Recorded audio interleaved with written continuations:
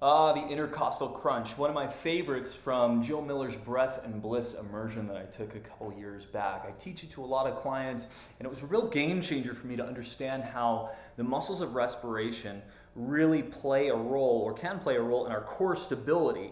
And we're leaving a lot on the table when we're just doing kind of our mindless crunches and sit-ups and things like that to get the six-pack, when we could really be teaching all of the muscles that surround the rib cage and all the abdominal layers to contribute. So I'm going to show you this one here. Great move. I use a Coregeous ball, but let's say you have a rolled up blanket or a foam roller, something to act as a little fulcrum for your back, right? So I'm going to set this ball up right between my shoulder blades here. Further down you go your back, the more challenging this becomes.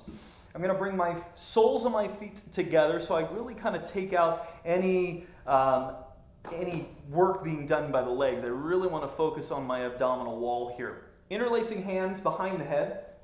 I'm going to arch back. And already I feel a big stretch here. For some, this might be intense, so you can either deflate your Coregeous ball or use a smaller roll. Okay? So from here, I'm already noticing my ribs very, very wide. And I'm going to inhale and exhale, breathe the air out. Notice that as you push air out, things tighten, right? The belly tightens, and you maybe feel that little lifting sensation. We're going to use that to get us some lift off of the floor here. One thing to note, if we're not using the breath muscles and all of the muscles available, we're just going to end up doing our good old fitness crunch, right? You can hear, I can do this no problem. I can talk while I'm doing this, and there's not really that much of a challenge, you know? But what we're going to do is use the breath to inform our core work here. Let me just show you an example. I'm going to inhale, widen the ribs, and as I blow all of my air out, I'm going to funnel the ribs down. I'm breathing out to empty, and you can see that's lifting me off here. And I'm going to get to about neutral, and my body is shaking here.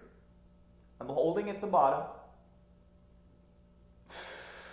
When I need to come down, or when I need to take my inhale, I reset. All right, so what happened was, as I breathed out, everything just propped me off of the floor. So if you're just trying this for the first time, you may not go anywhere. You may not get that lift off initially, but feel how all of that action gets tighter. Even if your upper body gets a little bit lighter on the floor, that's still teaching us the concept of an integrated core. So let's try it again. I'm going to inhale, widen the ribs. Exhale, close everything down.